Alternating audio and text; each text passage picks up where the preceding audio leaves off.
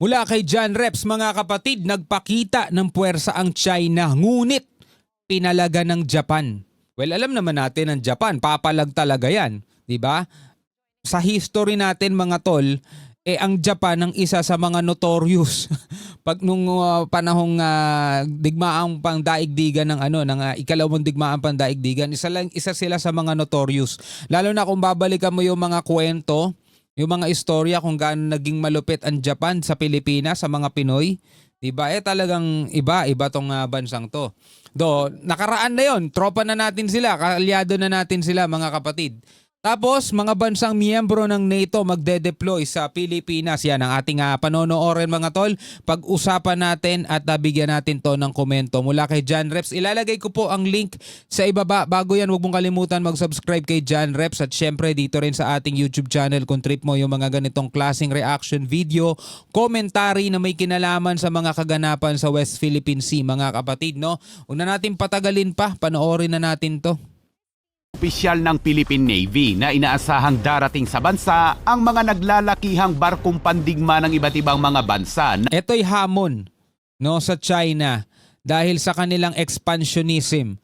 Ginagawa ng China mga tol ay pinipilit nilang kontrolin ang kabuuan ng South China Sea sa pamamagitan ng mga pagtatayo nila ng mga artificial island.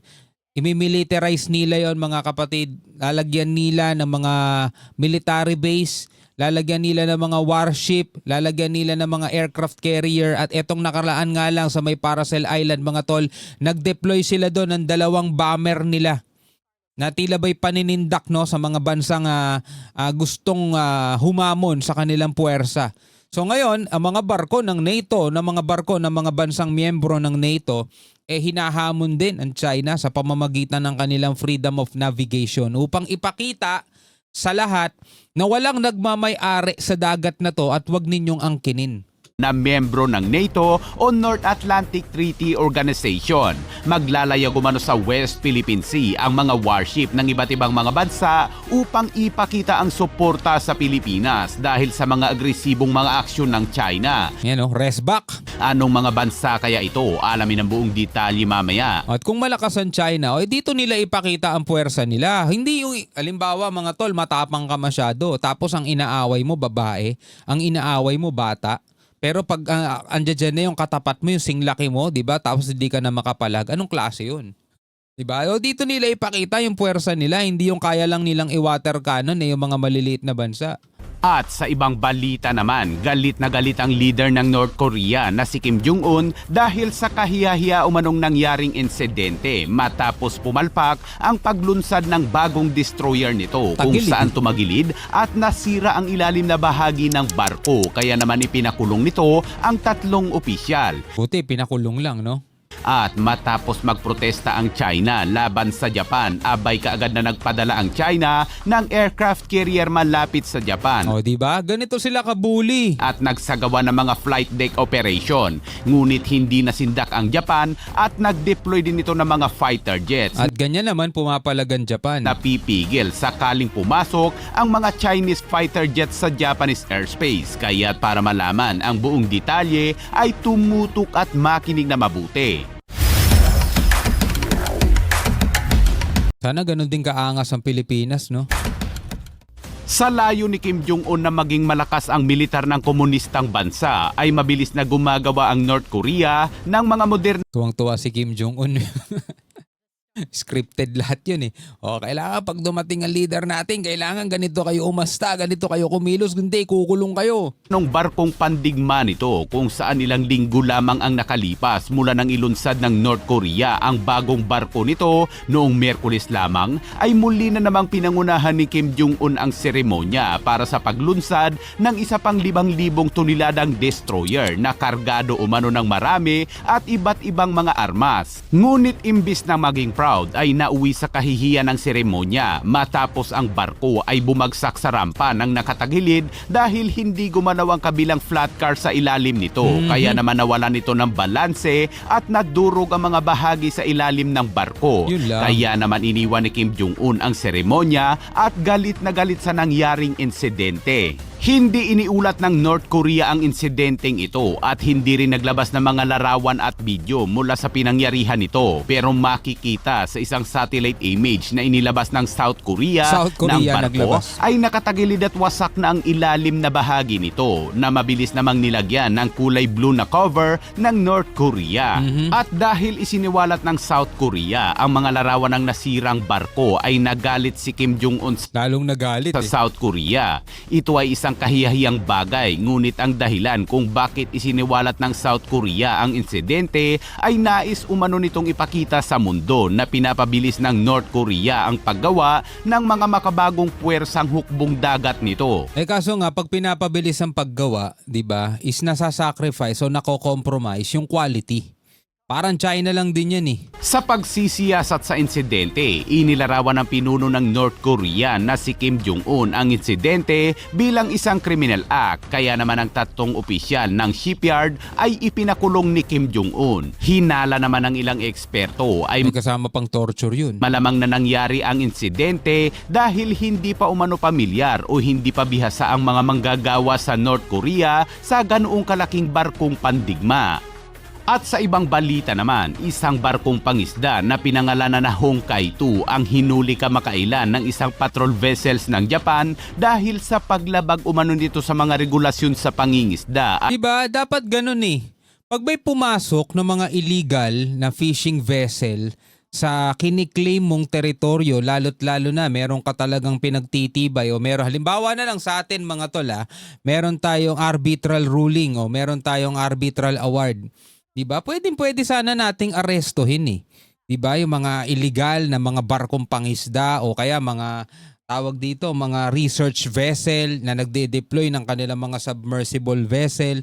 Kasi tayo mismo nagsasabing violation yan, illegal yan. Ba't hindi natin hinuhuli kung illegal pala, kung violation pala, diba? Hinahayaan lang natin, puro lang tayo monitor ng Japan dahil sa paglabag umano nito sa mga regulasyon sa pangingisda at pinalaya lamang umano ang barko at mga crew matapos magbayad ng mabigat na piyansa. Kaya't bilang tugon, ang China ay naghain ng protesta sa pagkakataong ito laban sa Japan. Sinabi ng tagapagsalita ng China's Foreign Ministry na si Mao Ning na binibigyang halaga ng pamahalaan ng China ang pangangalaga sa mga lehitimong karapatan at interes ng mga mangingisdang Chino bilang ang mga mula sa rehiyon ng Taiwan. Ayon kay Mao Ning ay wala umanong karapatan ang Japan na magsagawa ng mga aksyong pagpapatupad ng batas laban sa mga Chinese fishing vessels sa mga kaugnay na karapatan. Tungkol sa kamakailang paghuli ng Japan sa Honkai-2 At ay bakit? nagsampa ng protesta ang China na hinihiling na kaagad na itama ng Japan ang mga maling aksyon nito Lagi namang sila ang tama no? Tapos mali ang iba eh. at gumawa ng mga epektibong hakbang upang maiwasan umano ang mga pag-ulit ng mga naturang insidente, sinabi ni Mao Ning. At Dito sa atin, hindi tayo makapang-aresto sa dagat eh. Pero pag nasa loob ng bansa natin mga tol, yan, nagagawa nating mga aresto. Napakarami nga nang huli, di ba, mga Chinese spy? Napakarami nang nahuli ang NBI, mga pulis, di ba? At inaalmahan din ng China yon mga tol. Pero sa karagatan, hindi tayo masyado makakilos eh. Ewan ko kung ano ang iniintay ng ating mga Coast Guard. Siguro yun din kasi yung nasa chain of command nila. At matapos ang mga pahayag na yan, ilang araw lang ang nakalipas, abay nagpakita ng puwersa ang China malapit sa mga isla ng Japan. Bully! Ipinahayag ng Defense Ministry ng Japan noong linggo na ang aircraft carrier ng Chinese Navy na Liaoning ay naglayag umano malapit sa baybayin ng Senkaku Island sa Okinawa Prefecture. Sinabi rin ng ministro na ang aircraft carrier ng China ay nag-deploy rin umano ng mga fighter jets. Sinabi ng Japan na ang Liaoning ng China ay may kasama pa umanong 4 na mga destroyer na kumpirmadong naglalayag sa karagatan mga 200 na kilometro mula sa hilaga ng Kubashiba Island bandang alas 7 ng umaga noong linggo. Yan, ganyan sila kabuli. Kaya naman bilang paghahanda na baka lalong lumapit o lumabag ang mga Chinese warship, ang Japan Self-Defense Forces ay nag-deploy ng mga fighter jets upang masigurong walang mga Chinese fighter jets ang makapasok sa airspace ng Japan. Kaya't sa huli, sinabi ng Japan na walang lumabag sa airspace nila. Ito walang ang pumasok. unang pagkakataon na ang Defense Ministry ng Japan ay nag-anunsyo ng mga take-off and landing ng mga fighter jets ng China gamit ang isang Chinese aircraft carrier na Bilis nilang rumisponde, no? naglalayag sa East China Sea. Kinukontrol ng Japan ang mga isla tulad ng Senkaku na inaangkin naman ng China. Pinapanatili ng gobyerno ng Japan na ang mga isla ay likas na bahagi ng teritoryo ng Japan sa mga tuntunin ng kasaysayan at international na batas. Bilis nilang rumisponde, no? Ganun dapat.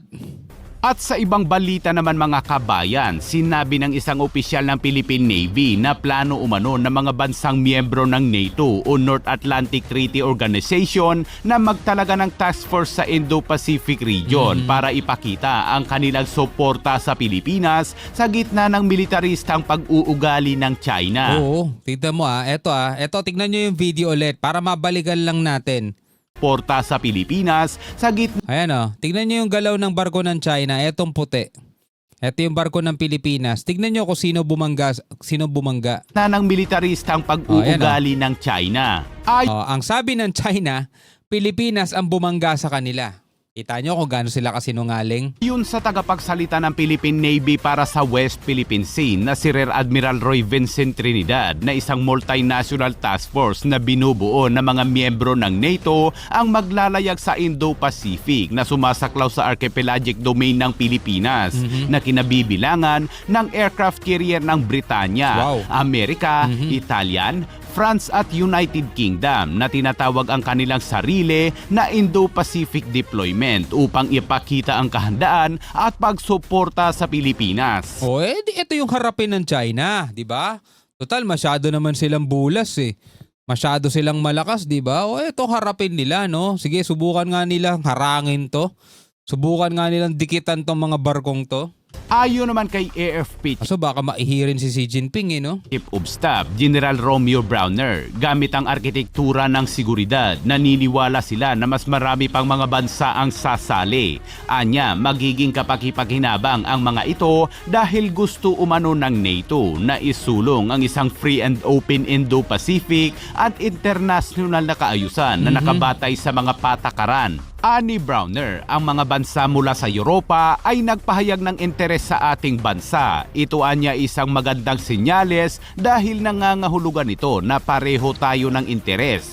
Pinatitibay din umano nito ang mga bansa pagitan ng kasosyong bansa na nakatuon sa mutual na kasaganaan at pagpapanatili sa isang international na kaayusan na Nawawala lang talaga ang kaayusan dito sa West Philippine Sea, sa South China Sea dahil sa kawalan ng respeto ng China sa kanyang mga kapitbahay na bansa. kabatay sa mga panuntunan gaya ng pagbalangkas sa United Nations Convention on the Law of the Sea. At ngayong nagsimula na ang kamandag exercise sa bansa na nilahukan ng mga militar ng Amerika, Pilipinas, South Korea, Japan at Australia, ang mga barkong pandigma ng mga kalahok na bansa ay nagsasagawa na rin ng sama-samang pagpapatrolya sa West Philippine Sea. Yan, ito yung napansin ng ating mga otoridad. Kapag ang Pilipinas naglalayag sa West Philippine Sea na may kasamang mga ganitong kalalakas na bansa, napakalayo ng distansya ng China. Hindi sila naglalakas loob na dumikit, mga radio challenge. Hindi sila naglalakas ng loob na lumapit.